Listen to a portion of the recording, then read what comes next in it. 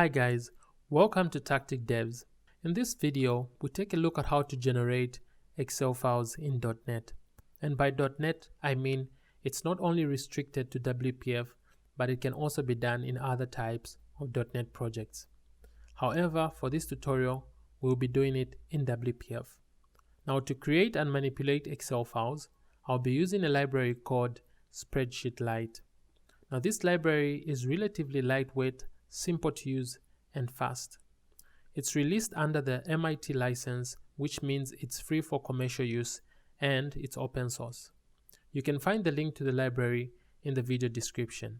Now the core concept behind this library is to mimic how a user would interact with a spreadsheet software like Microsoft Excel. This means data is entered in cells and each cell may contain either numeric or text data. It may also contain the results of formulas that automatically calculate and display a value based on the contents of other cells. Now to assign a value to a cell, that cell has to be referenced. A single cell can be referenced by an index, which is made up of its column and row. A cell reference index will consist of a letter to identify the column, followed by a number to identify the row. Now in this tutorial, I will be focusing on three basic operations, which is to insert data, insert formulas, and insert a table. Now with that being said, let's get to the coding. Alright, so here in Visual Studio, I already have a WPF project set up, and I added an image to the project, and I set its build action to content and copy to output directory to always copy. Now the first step I'll be taking is to add in the package to the library. So I'll be doing that by going to the project, right clicking, and then selecting manage NuGet packages. So under the browse tab here, I'm just going to search the name of the library. In this case, it's Spreadsheetlight without a space. And we can see we have the results. The first one is by Vincent Tan, 1.1 million downloads. So this is the library I'll be using, version 3.5. So I'll go ahead and install this package. Alright, so the package was installed successfully. Now at this point, I'll go to the main window, .xaml file. And what I'm going to do here is I'll just implement a simple UI where I'll place a button at the center. And when that button is clicked, the application is going to open up a save file dialog, and then from there I can select a directory that I want to save my file in and specify the file name as well. So I'm going to add a button to the grid.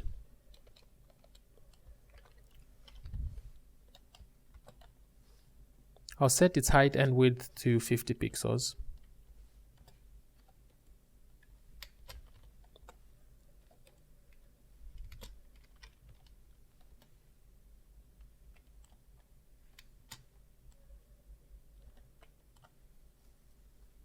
Now, what I'm going to do is I'll now take the image that I added to the project and set it as the template of this button. So I'll do that using the template property of the button. So I'll say button, then the template,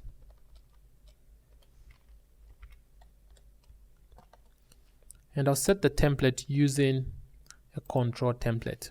So I'll wrap it inside a control template. So say control template, then I'm going to add in an image, and then I'll just specify the source of the image.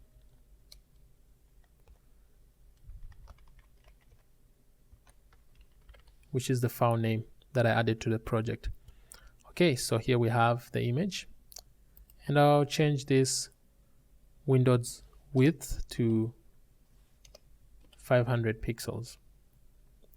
Now what I'm going to do is I'll add in an event handler for the click event on this button. So I'll say click, then new event handler. Okay, so that should be it for the UI. Now I'll go to the code behind, and before I can do anything, I'm going to add a using statement here to import the library So I'll say using Spreadsheetlight. I'm also going to add in another namespace, and this one is Microsoft Win32. So basically this namespace has a class called save file dialog, and that will allow us to open up the save dialog window. Okay, so what I'm going to do is I'll create a method here. I'll say public void, and I'll name it create file. Now this method will take in a parameter, and that parameter will be of the type string. I'll name it path.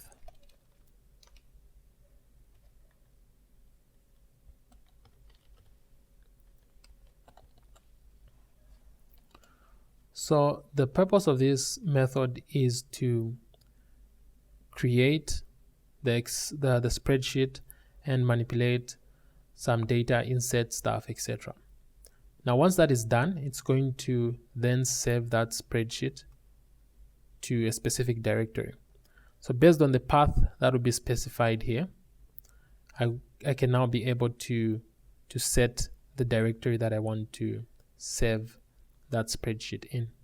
And this path is going to come from the save dialog, from the save file dialog. Now I'm going to implement it here in the click event handler. So I'll create an instance of the save file dialog class. So I'll say save file.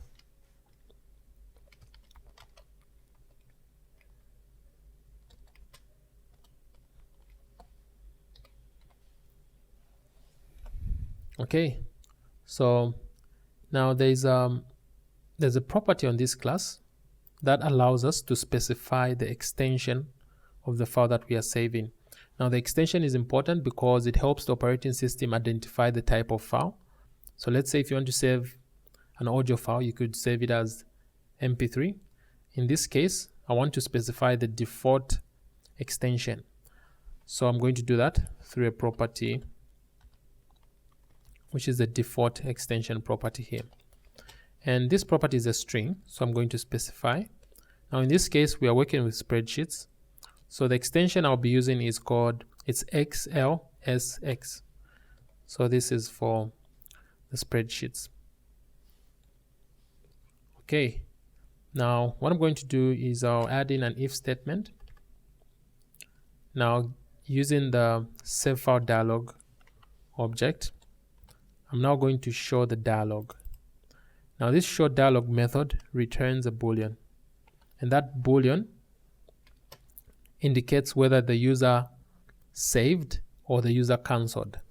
So I want to ensure that that is true, so that I want to ensure that the return boolean is true to indicate that the user now saved. Because sometimes if the user decides to cancel, it might return as false. So once I'm sure of that, I'll now call the create file method, and I'll specify the path. So whenever I call this show dialog and I save, it's going to set a property on this object, and that property is called file name. So I'll say save file, then file name. Now this file name property is actually the full path that is specified. Now that path will be assigned to this property based on the directory and the name as well as the extension. So this will now save the full path to the file here. So once this is passed to the create file here, I can now use it to save the file once I'm done with creating it and doing other stuff. Okay, so here I'll add in another if statement, and this will just ensure that the path is not an empty string.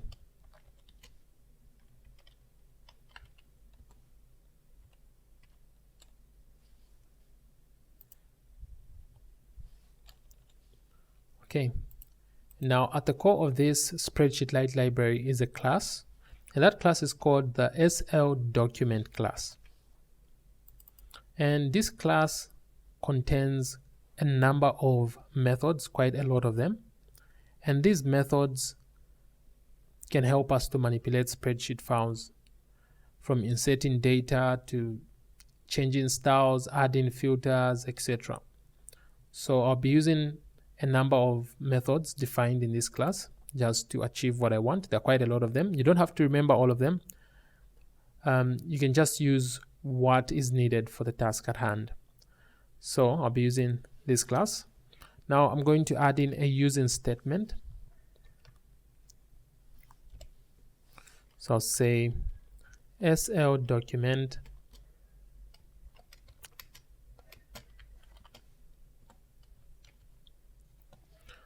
So I'm creating this instance inside this using statement. This would tell, so at runtime, what happens is once this file, this instance is used and it's out of scope, it's no longer going to be used, this statement will indicate that all the resources associated to this instance should be freed. So that's the reason I'm using the using statement. Now this class has got a number of constructors. So let's say if you want to open an existing spreadsheet file, you could specify the path. So it also takes in a path here. So it says spreadsheet full name. So that's the path to an existing file. You can also create it from a stream object. Now in this case, I'll be creating this spreadsheet inside the code.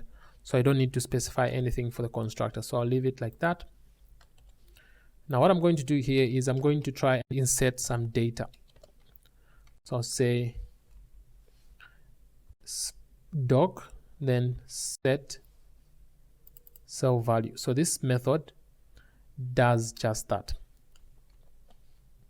Now it's going to request for a cell reference. So basically we need to specify which cell we want to place that data in. It has quite a number of overloads here, about 36. Now it supports text or string references. So in this case, if I wanted to select the first cell, I would use the reference A to indicate the first column because the columns use letters. Then I would also indicate 1, and this will say that I want the first row. So this is valid.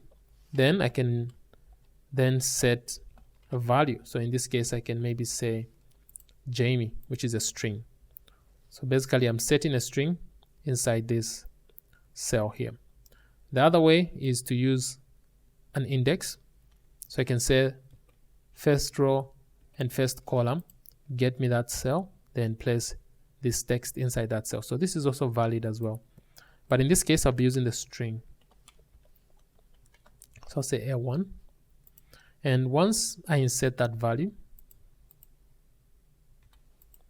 I'll then call a save as method. So I'll say save as, and this method will take in a string, which is a path to specify the location. Now you can also specify a stream. So in this case, I'll be using the path. Now remember that we got this path from the save file dialog based on the directory we selected and the name of the file. Okay, so this should do it. So I'll go ahead and test the code. Okay, so the code is up and running. So I'll go ahead and click this. All right, it's running as expected. So what I'll do is I'll now specify the name. So I'll say test. And I don't need to specify the type here because I already set the default extension here to this one. So I'll go ahead and save. Then I'll open up my documents folder and see if the file is there. Okay, so here in the documents folder, we can now see the file here. So I'll go ahead and open it up. All right, now here we can see in the spreadsheet that the cell that we referenced, which is A1, has a text value here. Okay, so it's working just as expected. Now I'll go back to Visual Studio and try to implement something slightly complex. Okay, so the next step is I'll try to insert data in form of a list in the spreadsheet. So I'll try doing that using a for loop. So I'll get rid of this, then I'll add in a for loop. I'll set its length to 11 and its initial value will be set to 1. So because I have shifted this by 1 and this by 1, basically this for loop is going to run 10 times. Okay, so here I'll say doc, then I'll call the set value method, and I'll now be referencing the cell. Now in this case, I want to have the values in the same column, but for each row I want to add in a different value. So here I'm going to use string interpolation to achieve that. So I'll add in a $sign to indicate that this string might have interpolation expressions. Then I'll select the second row, the second column, sorry. So I'll say B. Then for the rows, I'll get the value of I here.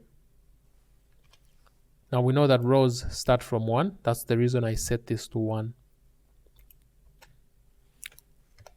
Then for the value, I'll set it to another string. So I'll say item. Now for each item, I want to indicate a number here. So I'll do the same. I'll use string interpolation. Then I'll also set it to I. Okay, so here we have it.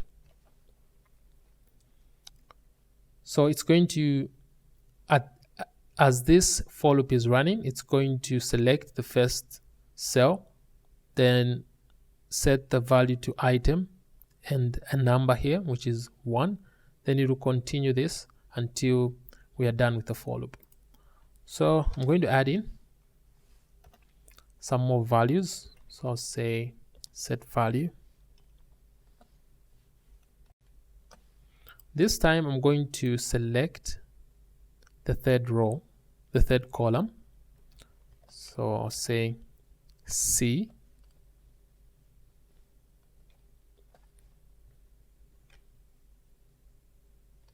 Then I. Now this time I won't set a string, I'll set a numeric value. And I'll set it to I times a constant. So I'll say I times 2. So whatever I is times 2, that will be the value. Now if you notice here, what's happening is I've shifted the column from B to C. So for B, I'll set the value, then for C, I'll also set the value. So we should have data in form of a list. So I'll go ahead and run this code. Okay, so the application is up and running. So I'll go ahead and save the file. Then this time I'll say list test. Okay, so I'll go ahead and save it. Okay, now I'll open up the documents, and here we see we have the file indicated. So I'll go ahead and open it up. Okay, now you can see here we have a list of items. So I set the value to item, then I. So we see I kept on increasing 10 times. And then I set I times 2 as the value for the second column. So whatever I is times 2. So we can see here. All right, so that's how to insert. Now, what I'm going to try and do is I'll try to insert a table. Now, for me to insert a table, I need to reference 2 cells. So for example, if I wanted to set a table for this, I would reference this cell as the starting cell and this cell as the ending cell. So you can see, if I do this, so the table will cover all these cells here. So this will be the starting and this will be the ending. So in this case, B1 will be the starting and C10 would be the ending. Okay, so I'll go back to Visual Studio and try to insert a table. Okay, so once we have the data in, I'll now insert a table.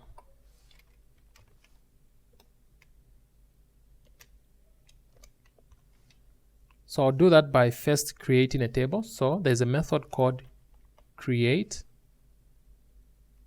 table here. And you can see the cell references. We have the start cell and the end cell as well. Okay. Now I'm going to save this to a variable. So I'll say variable, then I'll say table is equal to doc.createTable. So for the start cell, it will be A1. And for the end cell, it will be C10. Okay, so this is a table. So once the table is created, I'll now insert that table to the spreadsheet. So I'll say doc, then I'll use the method insert table. And here we have a table. So I'm going to insert.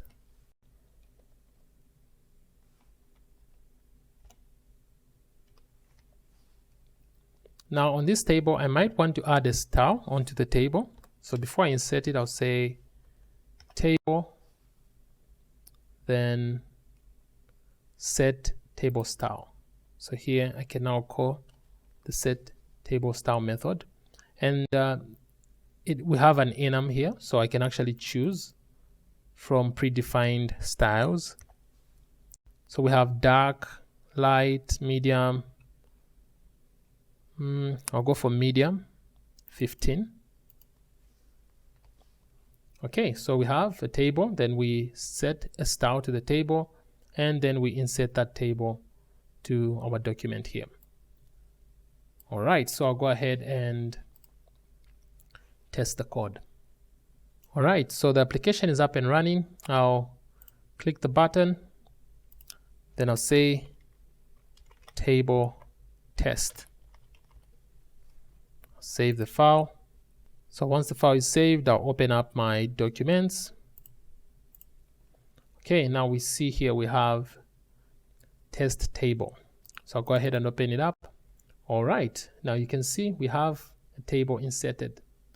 And I actually chose A1 and C10. So this will cover the whole cells inside. All right, so what I'm going to do now is I'll try to insert a formula. Now, I'll insert it on this cell, which is C11, or I'll insert it on C13, just here at the bottom. And what I want to do is I want to add up all these values here. So from C2, in fact, from C1 to C10, I want to add up all these values here. And I'll set it on C13. Okay, so I'll go back to Visual Studio. Okay, so adding a formula is as easy as adding a value to a cell. So I'm just going to call the set cell value method. So I'll say doc set cell value. Then I'll reference the cell. In this case, it's C13. Then I'll set the formula. So I'll set the formula in form of a text of a string. So just like you would set a formula in Excel. So using the equal sign, I'll say equal, then sum. All right. So the sum of a range of cells. In this case, it will be C1 to C10. All right. So setting a formula is as easy as this. So here I'm specifying the formula. The same syntax as you use in Excel. So C1 to C10. So get me the sum and place it in C13. All right, so let's go ahead and test the code. Okay, so the application is up and running. So I'll go and open up. I'll say formula test. All right, then I'll open up the documents folder. All right, we now have the resulting spreadsheet file. I'll go ahead and open it up. Okay, so now here we can see that the formula is working. So the same text that we specified is also here. And that's the sum of all these values here, 110. Now we can prove that maybe by inserting another formula here. So I'll say sum. Then I'll select the same cells here. Okay, it gives us 110. So that's it. Now I'll go back to Visual Studio. Okay, so here in Visual Studio, we can see that we've accomplished 3 tasks. So that's inserting data, inserting a formula, and inserting a table. Now I'll be doing more videos on this library. So feel free to leave a comment and suggest whatever you want me to do using this library, maybe creating a report, etc. Okay, so for now, this is all we are going to do in today's video. Now remember to like and subscribe to this channel, and I'll see you in the next one.